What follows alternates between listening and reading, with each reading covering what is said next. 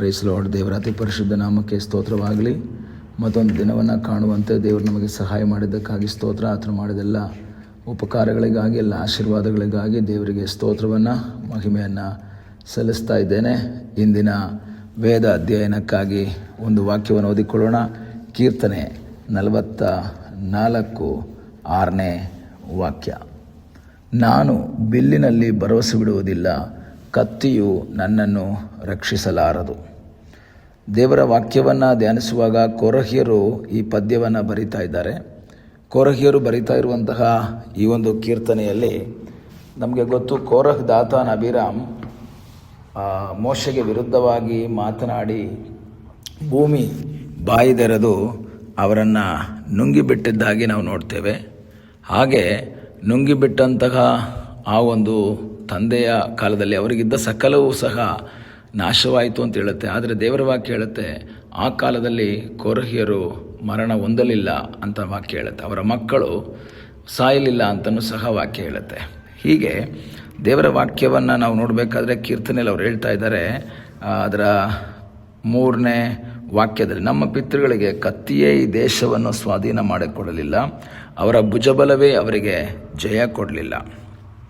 ದೇವರ ಸನ್ನಿಧಾನದಲ್ಲಿ ಅವ್ರು ಹೇಳ್ತಾ ಇರೋದು, ಈ ಐಗುಪ್ತ ದೇಶದಿಂದ ಹೊರಟು ಬಂದ ಆ ಜನರಿಗೆ ಜಯ ಕೊಟ್ಟಿದ್ದು ಕತ್ತಿ ಅಲ್ಲ, ಜಯ ಕೊಟ್ಟಿದ್ದು ಅವರ ಭುಜಬಲವಲ್ಲ. ದೇವರು ಅವರಿಗೆ ಸಹಾಯ ಮಾಡಿದ್ರು. ನಿನ್ನ ಭುಜಬಲ, ಹಸ್ತ, ಪ್ರಸನ್ನತೆ ಇವೇ ಅವರಿಗೆ ಜಯವನ್ನು ಉಂಟು ಮಾಡಿದವು. ಹಾಗಾದರೆ ದೇವರ ವಾಕ್ಯ ಹೇಳ್ತದೆ, ಅವರಿಗೆ ಜಯವನ್ನು ಕೊಟ್ಟಿದ್ದು ದೇವರಾಗಿದ್ದರು.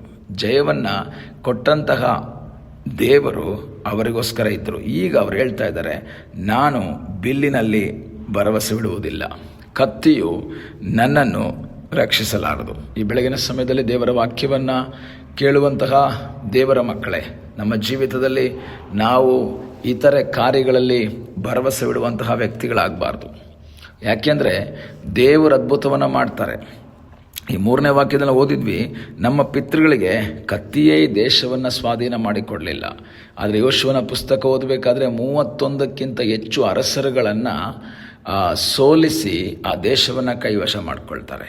ಆ ದೇಶವನ್ನು ಕೈವಶ ಮಾಡಿಕೊಂಡು ಆ ದೇಶದಲ್ಲಿ ಅವರು ವಾಸ ಮಾಡ್ತಾರೆ. ಆದರೆ ವಾಕ್ಯ ಹೇಳ್ತದೆ, ಈಗ ಕೋರಹಿಯರು ಹೇಳ್ತಾ ಇದ್ದಾರೆ, ಕತ್ತಿ ಮಾತ್ರ ಅಲ್ಲ, ಕತ್ತಿಯಿಂದ ಯುದ್ಧ ಮಾಡಿರಬಹುದು, ಭುಜಬಲದಿಂದ ಅವರು ಅಲ್ಲಿ ಯುದ್ಧ ಮಾಡಿರಬಹುದು, ಆದರೆ ಬರೀ ಕತ್ತಿ ಅಲ್ಲ, ಕತ್ತಿಯ ಜೊತೆಯಲ್ಲಿ, ಭುಜಬಲದ ಜೊತೆಯಲ್ಲಿ ದೇವರ ಸಹಾಯವೂ ಇತ್ತು, ದೇವರ ಆಶೀರ್ವಾದವೂ ಇತ್ತು ಎಂಬುದಾಗಿ ಅವರು ಹೇಳುವಂತಹ ಮಾತಿನ ಅರ್ಥ. ನಮ್ಮ ಜೀವಿತದಲ್ಲೂ ಸಹ ಜಯವನ್ನು ಕೊಡುವ ಶಕ್ತನಾದ ಒಬ್ಬ ದೇವರಿದ್ದಾನೆ. ನಮಗಾಗಿ ಅದ್ಭುತವನ್ನು ಮಾಡುವ ಸರ್ವಶಕ್ತನಾದ ಒಬ್ಬ ದೇವರಿದ್ದಾನೆ. ಈಗಲ ಸಮಯದಲ್ಲಿ ದೇವರ ಸನ್ನಿಧಾನದಲ್ಲಿ ನಾವು ಭರವಸೆ ಬಿಡಬೇಕಾದದ್ದು ದೇವರಲ್ಲಿ ಎಂಬುದನ್ನು ಮರೆಯಬಾರದು. ದಾವೀದನು ಸಹ ಆ ಗೋಲಿಯಾತನ ಸಂಗಡ ಯುದ್ಧ ಮಾಡುವುದಕ್ಕಾಗಿ ಹೋದಾಗ ಅವನ ಆಶ್ರಯ ದೇವರು ಮಾತ್ರ ಆಗಿದ್ದರು. ಆ ಗೋಲಿಯಾತನು ಈಟಿ, ಕತ್ತಿ, ಬರ್ಜಿಗಳೊಡನೆ ಯುದ್ಧ ಮಾಡುವುದಕ್ಕಾಗಿ ಬಂದಾಗ ಇಲ್ಲಿ ದಾವೀದನು ಹೇಳ್ತಾ ಇದ್ದಾನೆ, ನೀನು ಹೀಯಾಳಿಸಿದ ಸೇನಾಧೀಶ್ವರನಾದ ಯೆಹೋವನ ನಾಮದೊಡನೆ ನಾನು ನಿನಗೆ ವಿರುದ್ಧವಾಗಿ ಬರ್ತೇನೆ.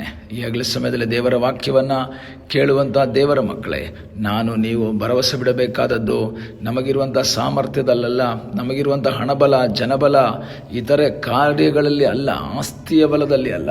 ನಾವು ಆಶ್ರಯಿಸಬೇಕಾದದ್ದು ದೇವರನ್ನು, ನಾವು ನೋಡಬೇಕಾದದ್ದು ದೇವರನ್ನು. ನಾವು ದೇವರಲ್ಲಿ ಆಶ್ರಯಿಸುವುದಾದರೆ ನಮ್ಮ ಜೀವಿತದಲ್ಲಿ ದೇವರು ಅದ್ಭುತವನ್ನು ಮಾಡ್ತಾನೆ. ಇಲ್ಲಿ ಕೋರಹಿಯರು ಹೇಳ್ತಾರೆ, ನಾನು ಬಿಲ್ಲಿನಲ್ಲಿ ಭರವಸೆ ಇಡುವುದಿಲ್ಲ. ಬಿಲ್ಲು ಬಾಣ ಪವರ್ಫುಲ್ ಆಗಿದೆ, ಶತ್ರುವನ್ನು ಸೋಲಿಸುವುದಕ್ಕೆ ಶಕ್ತವಾದದ್ದಾಗಿದೆ. ಆದರೆ ಅವ್ರು ಹೇಳ್ತಾ ಇದ್ದಾರೆ, ಬಿಲ್ಲಿನಲ್ಲಿ ಅಲ್ಲ ನಾನು ಭರವಸೆ ಇಡೋದು, ನಾನು ದೇವರಲ್ಲಿ ಭರವಸೆ ಇಡ್ತಾ ಇದ್ದೇನೆ. ಈ ಬೆಳಗಿನ ಸಮಯದಲ್ಲಿ ನಮ್ಮ ಜೀವಿತದಲ್ಲಿ ನಮ್ಮ ಭರವಸೆ ಯಾರ ಮೇಲಿದೆ? ನಮ್ಮ ಆಶ್ರಯ ಯಾರ ಮೇಲಿದೆ? ನಮಗಾಗಿ ಅದ್ಭುತವನ್ನು ಮಾಡುವ ದೇವರಲ್ಲಿ ನಾವು ಭರವಸೆ ಇಡೋದಾದರೆ, ನಮಗಾಗಿ ಕಾರ್ಯವನ್ನು ಮಾಡುವ ದೇವರಲ್ಲಿ ನಾವು ಆಶ್ರಯಿಸುವುದಾದರೆ, ನಮಗಾಗಿ ಅದ್ಭುತವನ್ನು ಮಾಡುವ ಸರ್ವಶಕ್ತನಾದ ಒಬ್ಬ ದೇವರಿದ್ದಾನೆ. ಈ ದಿವಸಗಳಲ್ಲಿ ದೇವರಲ್ಲಿ ಆಶ್ರಯಿಸೋಣ. ಮನುಷ್ಯರು ಅನೇಕರು ದೇವರಲ್ಲಿ ಭರವಸೆ ಬಿಡದೆ ತಮ್ಮ ಸಾಮರ್ಥ್ಯದಲ್ಲಿ, ತಮ್ಮ ಬಲದಲ್ಲಿ, ತಮ್ಮ ಶಕ್ತಿಯಲ್ಲಿ ಅವರು ಆಶ್ರಯಿಸ್ತಾರೆ. ಆದರೆ ದೇವರ ವಾಕ್ಯ ಹೇಳ್ತದೆ, ನಮ್ಮ ಜೀವಿತದಲ್ಲಿ ನಾವು ಆಶ್ರಯಿಸಬೇಕಾದದ್ದು ದೇವರನ್ನು ಮಾತ್ರ. ದಾವೀದನು ಹೇಳ್ತಾನೆ 146ನೇ ಕೀರ್ತನೆಯಲ್ಲಿ, ಅವರು ಅನೇಕರು ತಮ್ಮ ಪ್ರಭುಗಳಲ್ಲಿ, ರಥಗಳಲ್ಲಿ ಭರವಸೆ ಬಿಡ್ತಾರೆ, ಕುದುರೆಗಳಲ್ಲಿ ಭರವಸೆ ಬಿಡ್ತಾರೆ, ಆದರೆ ನಾವಾದರೂ ನಮ್ಮ ದೇವರಾದ ಯೆಹೋವನಲ್ಲಿ ಭರವಸೆ ಬಿಡ್ತೇವೆ. ರಥಗಳಲ್ಲಿ, ಕುದುರೆಗಳಲ್ಲಿ ಭರವಸೆ ಬಿಟ್ಟವರು ಬಿದ್ದು ಹೋದರು, ನಾವಾದರೂ ಎದ್ದು ನಿಂತಿದ್ದೇವೆ. ಈಗಲೇ ಸಮಯದಲ್ಲಿ ನಾವು ಆಶ್ರಯಿಸಬೇಕಾದದ್ದು ದೇವರನ್ನು, ನಾವು ನೋಡಬೇಕಾದದ್ದು ದೇವರನ್ನು. ಕೊರಹಿಯರ ಹಾಗೆ ನಾವು ಹೇಳೋಣ, ನಾನು ಬಿಲ್ಲಿನಲ್ಲಿ ಭರವಸೆ ಇಡುವುದಿಲ್ಲ, ನನ್ನ ಹಣದಲ್ಲಿ ಭರವಸೆ ಇಡುವುದಿಲ್ಲ, ನನ್ನ ಕೆಲಸದಲ್ಲಿ ಭರವಸೆ ಇಡುವುದಿಲ್ಲ, ನನ್ನ ಬಲದಲ್ಲಿ ಭರವಸೆ ಇಡುವುದಿಲ್ಲ. ನಾನು ಭರವಸೆ ಬಿಡುವಂಥದ್ದು ನನ್ನ ದೇವರಾದ ಯೆಹೋವನಲ್ಲಿ. ನನ್ನ ದೇವರಾದ ಯೆಹೋವನಲ್ಲಿ ನಾನು ಭರವಸೆ ಇಡ್ತಾ ಇದ್ದೇನೆ. ದೇವರ ಸನ್ನಿಧಾನದಲ್ಲಿ ಪೂರ್ಣವಾದ ಭರವಸೆ ಬಿಟ್ಟು ಮುಂದೆ ಸಾಗುವುದಾದರೆ ನಮಗಾಗಿ ಅದ್ಭುತವನ್ನು ಮಾಡುವ ಸರ್ವಶಕ್ತನಾದ ಒಬ್ಬ ದೇವರು ಜೀವಿಸ್ತಾ ಇದ್ದಾನೆ. ಆ ದೇವರಲ್ಲಿ ಭರವಸೆ ಬಿಟ್ಟು ಮುಂದೆ ಸಾಗೋಣ. ಪ್ರಾರ್ಥನೆ ಮಾಡೋಣ. ನಮ್ಮನ್ನು ಬಹಳವಾಗಿ ಪ್ರೀತಿ ಮಾಡುವ ಪರಲೋಕದ ತಂದೆಯಾದ ದೇವರೇ, ಈ ಸಮಯಕ್ಕಾಗಿ ಸ್ತೋತ್ರ. ಈ ಸಮಯದಲ್ಲಿ ಮತ್ತೊಂದು ಆವರ್ತಿ ನಿನ್ನ ಸನ್ನಿಧಾನದಲ್ಲಿ ನಾವು ಬಂದಿದ್ದೇವೆ. ತಲೆಬಾಗಿರುವಂತಹ ಪ್ರತಿಯೊಬ್ಬ ಮಕ್ಕಳಿಗಾಗಿ ನಾವು ಪ್ರಾರ್ಥಿಸ್ತೇವೆ. ನಿನ್ನ ಕೃಪೆ, ಆಶೀರ್ವಾದ, ಸಾನ್ನಿಧ್ಯ ನಿನ್ನ ಮಕ್ಕಳ ಸಂಗಡ ನಿರಂತರವಾಗಿರಲಿ ಎಂಬುದಾಗಿ ನಾವು ಪ್ರಾರ್ಥಿಸ್ತೇವೆ. ನಿನ್ನಲ್ಲಿ ಭರವಸೆ ಬಿಟ್ಟು ನಿನ್ನ ಮುಖವನ್ನು ನೋಡುತ್ತಾ ಮುಂದೆ ಸಾಗುವ ಹಾಗೆ ಕರ್ತನೇ, ನೀನವರಿಗೆ ಕೃಪೆ ಮಾಡು. ಪ್ರಾರ್ಥನೆಯನ್ನು ಕೇಳಿದ್ದಕ್ಕಾಗಿ ನಿನಗೆ ಸ್ತೋತ್ರ. ಯೇಸುವಿನ ಮುದ್ದಾದ ಹೆಸರಿನಲ್ಲಿ ಬೇಡಿಕೊಳ್ಳುತ್ತೇವೆ ನಮ್ಮ ಪ್ರೀತಿಯ ತಂದೆಯೇ. ಆಮೇನ್. God bless you.